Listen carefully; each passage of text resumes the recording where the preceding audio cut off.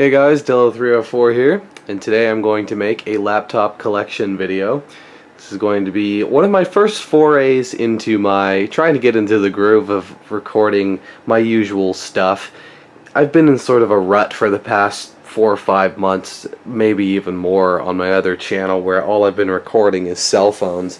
And hey, I like cell phones as much as the next guy, but when that's all you're recording, I don't think that's a good thing. So, basically I've just had a lack of content lately. I haven't really had anything to record, but I'm trying to make new stuff, so there will be new videos coming your way, so just, keep your eye out for that. But this video is going to be my laptop collection. I only have 4 working laptops. I actually have more in that drawer that I will show you, but I don't have a couple of the laptops, a couple more laptops that I own, but these are most of them. So let's just go ahead and get going here. Let me see if I can. Okay, so first we will start with the one that is most sentimental to me. This is my decked out Dell Latitude D500. I did all those series of videos a couple of years ago on this channel, so there is nothing missed here. This is the D500. I actually ordered 3 of them, and there were 2 more of them inside there. And I tore them all down to make this one, and I also stole the high resolution screen off of my D600, which is also in that drawer. But anyway, this laptop is pretty much the highest spec Dell Latitude D500 you're going to find. It has a 1.8 gigahertz Pentium M, 1 gigabyte of RAM, a 40 gigabyte hard drive, and it has the high-res 1400 by 1050 screen, which I don't even think was an option on this computer. I stole this screen from the D600, like I said. It's fully compatible. So, yeah, and it also has the Intel, what is it, GMA 945, something like that. It's an old chip, so, yeah, or maybe it's the 845.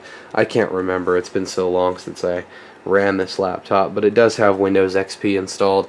As you can see, Windows XP Professional.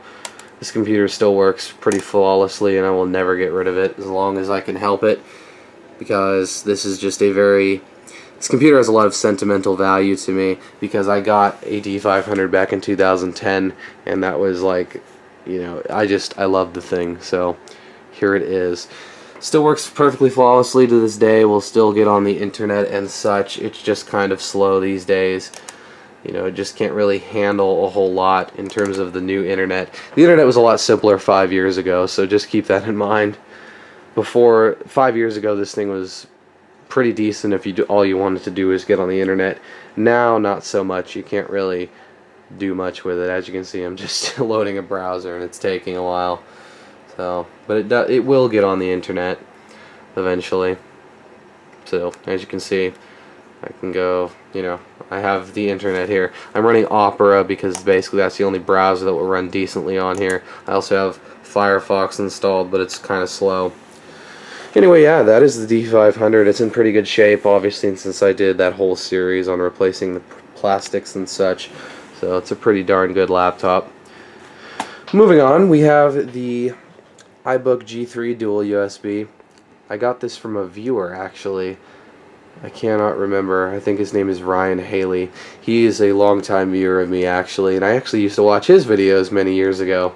I'm not sure if he makes videos anymore, but he sent me this thing for $10. So, yeah, this is a iBook G3 dual USB, and I think it just turned itself off.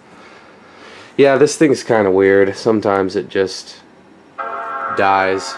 Very strange. But anyway, it does work. I believe, I'm not sure about the specs, so I really don't know. I know it has a PowerPC G3 of some kind, but I'm not sure what the clock speed is. I believe it has 128 megabytes of RAM, something like that, and it has either a 10 or a 20 gig drive, and it runs both OS 9 and OS 10.1, so pretty vintage. As you can see, this is 10.1 booting.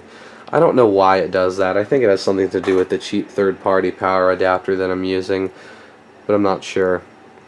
Otherwise, if you leave it in one spot, it works fine, and I believe the battery still holds a charge in it too, so that's cool.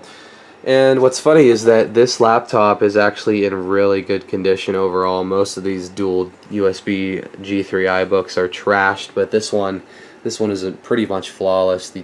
Nothing is worn on it. It's in very good shape overall. So, yeah, I was going to show you something, but it decided to go ahead and die. Actually, I'll be right back once this thing boots up. Of course, the minute I stop the camera, it actually boots. So, yeah.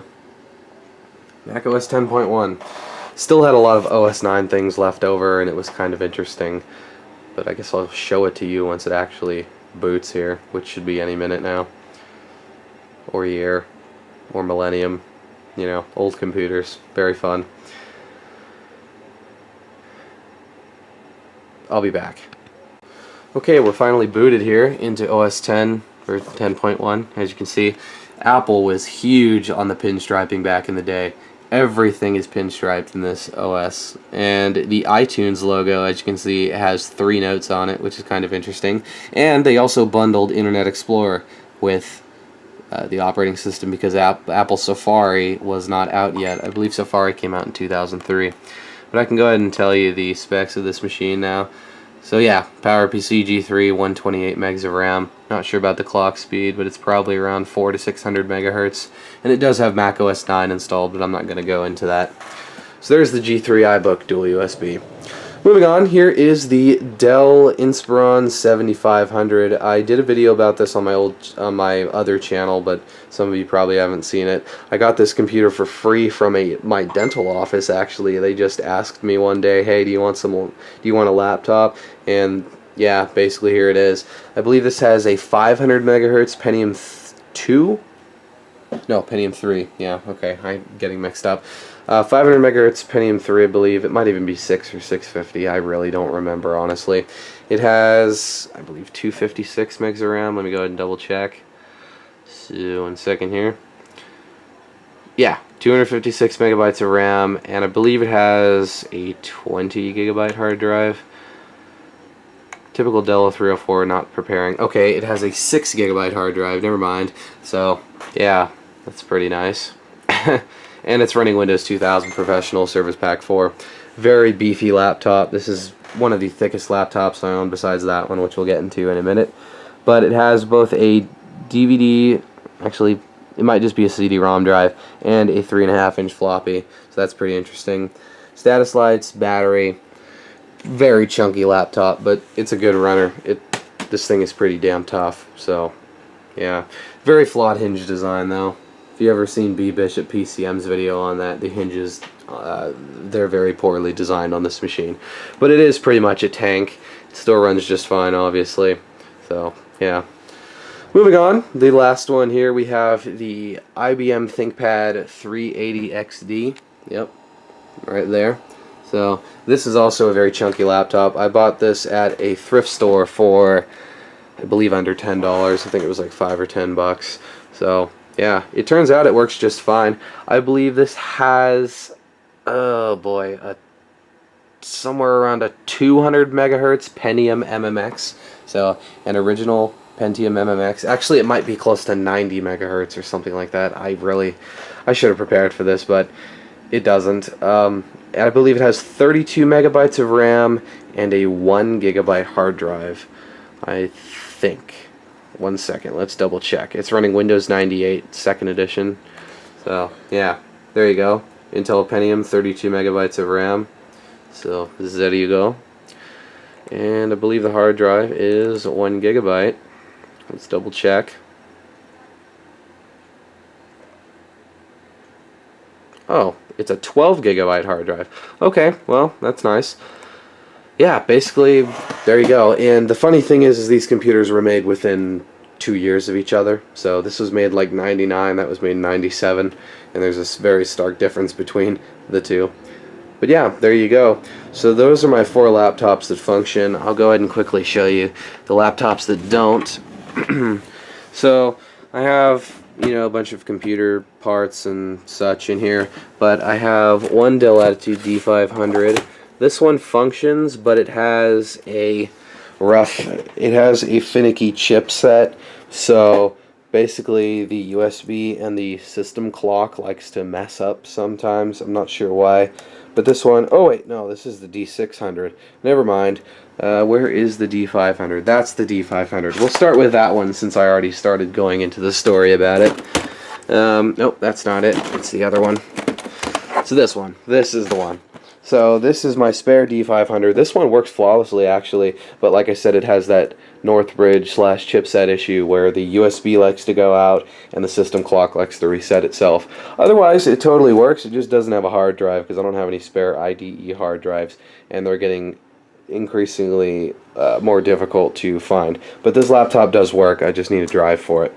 So there you go, D500. Number 2. This is the D600. So I got this long before I got any of these D500s, but I got this D600 on eBay. This one is, the internals are actually just the leftover parts from these D500s. I actually transplanted both the processor, the RAM, and the hard drive out of the D600 into that one. So yeah, this one also works. I believe it has, you know, all the D500 parts. It has a 1.3 gigahertz Pentium M, 256 megs of RAM. Again, no hard drive. I don't have any IDE hard drives. If you want to send me some IDE hard drives for no cost, I will love you forever. Just putting that out there. So, yeah, that's it. That's basically it. So I'm going to go ahead and reorder these. The D600. I have the broken, oh, and then this is the messed up D500. This is just basically the spare parts machine. It has a busted power jack from water damage. The keyboard is crap. I don't know if it has a processor or anything in it.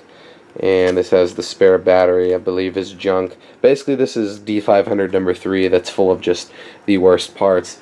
It's missing a few screws, etc. So yeah, this one has all the worst parts. So all the most damaged parts went into this one. So that's kind of just a spare machine there. And then of course, yeah, here's the working one that just needs a drive.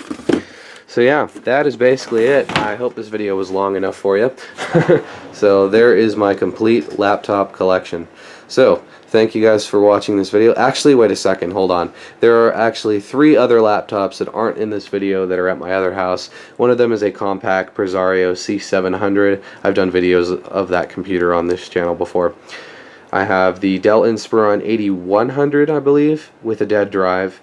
It's basically very similar to that machine actually, just a little older. And I have a IBM ThinkPad T21, which is very similar. It's like that machine, but a ton better. Actually, it's very similar to that machine. That also has a dead hard drive, so yeah, I didn't really think it was worth fitting those in. So there you go. That is my laptop collection. I will see you guys later.